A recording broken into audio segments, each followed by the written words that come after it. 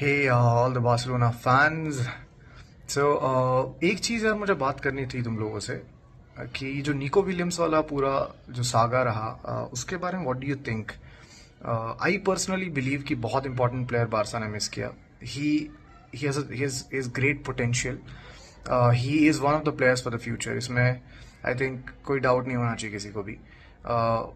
पर जैसे ये हुआ सारा का सारा कि पहले वही आया, उसने अप्रोच किया. लास्ट सीजन बारसा ने इतना ट्राई किया, डिड नॉट वर्क आउट, क्योंकि उसने फिर इवेंचुअली बैकआउट किया. तो बारसा ने बोला कि ठीक है, no worries, will never go for you. But ऐसा होता नहीं. ऑफकोर्स जब भी करंट मार्केट में यू हैव अ प्लेयर जो कि बहुत अच्छा है, तो कोई भी टीम उसके पीछे जाएगी. पर इस बार बारसा ने नहीं किया. इनिशियली दे वर रिलेक्टेंट कि हम नहीं जाएंगे.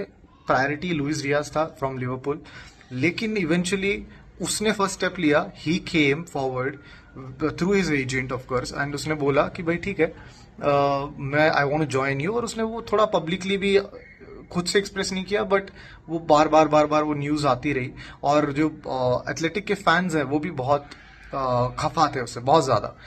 उसका जो म्यूरल्स वगैरह ऐसे टीम है उनको डिस्ट्रॉय किया गया और बार बार डिस्ट्रॉय किया गया.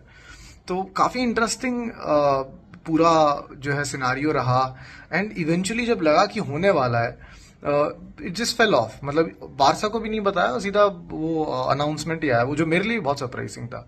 बिकॉज आई वॉज होपफुल कि बहुत इंपॉर्टेंट प्लेयर है, अगर इस सीजन आता है तो हमारी लेफ्ट विंग की स्ट्रेंथ जो है बहुत ज्यादा बढ़ जाएगी.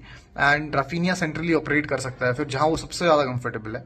एंड लमीन यमाल है, फिर नीको है, पेड्री है. इनका कोर है ही स्पेनिश टीम से. ओल्मो है. तो वो केमिस्ट्री हम लोग अलग से उसको एंजॉय कर पाते. पर वो नहीं हो पाया. एंड बहुत strange decision I would say 10 साल का कॉन्ट्रैक्ट साइन करना पड़ा. आई एम प्रीटी श्योर कि उसमें काफी सारे कुछ क्लॉजेज होंगे जो मे बी उसको 1-2 साल में उसका रिलीज क्लॉज नीचे आ जाएगा and all that. Now will Barça go for him again? ये बोल पाना मुश्किल काम है. मतलब अगर तुम एम्बापे वाला पूरा देखोगे, जो टाइमलाइन रहा, 6 साल मैड्रिड उसके पीछे रही, इवेंचुअली वो आया. पर हर साल मैड्रिड फैंस और even Madrid indirectly they used to say कि ठीक है, next season will not go for him, the doors are closed for him now. Especially जब उसने एकदम आने से जस्ट पहले 3 साल का कॉन्ट्रैक्ट साइन कर लिया था, जो अभी निको ने किया काइंड ऑफ. तो but they still went for him. और इट मेक सेंस. देखो, as a club to be competitive तुमको अच्छे प्लेयर साइन करने होते हैं. एंड वो अच्छा प्लेयर है और अगले 1-2 साल में उसका पोटेंशियल और ज्यादा हो सकता है. अगर ऐसा होता है तो बारसा को डेफिनेटली इन माय ओपिनियन जाना चाहिए उसके लिए, क्योंकि वो बहुत अच्छा ऑप्शन है for us to strengthen our left wing for years to go. और I think again difficult to say हुआ क्या होगा बैकग्राउंड में. एक स्पेकुलेशन है कि जो प्रेसिडेंट है एथलेटिक का, he got some information from La Liga president, जिससे कि जो कि उसको नहीं मिलनी चाहिए थी by the virtue of confidentiality जो रहती है फाइनेंसेस की किसी भी क्लब की. पर we know how La Liga works.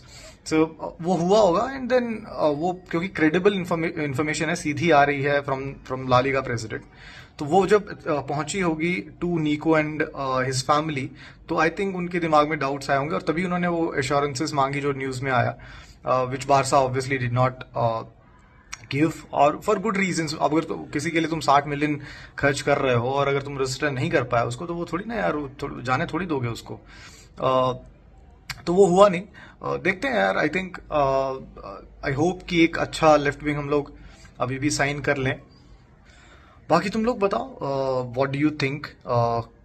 Let me know in the comments कि तुम्हारा क्या ओपिनियन इस चीज को लेके, कि हम लोग को दोबारा जाना चाहिए उसके लिए या फिर बस हो गया, हम लोग will focus on something else, some other player, some other winger. और बाकी देखते हैं लुइस डियाज आ पाता है या नहीं. मुझे तो खास उम्मीद नहीं है बारसा से ट्रांसफर विंडो में, जो कि पैटर्न रहा है पिछले कुछ सीजन्स में. बट देखते हैं जो भी है. Let's see. चलो, बाय बाय.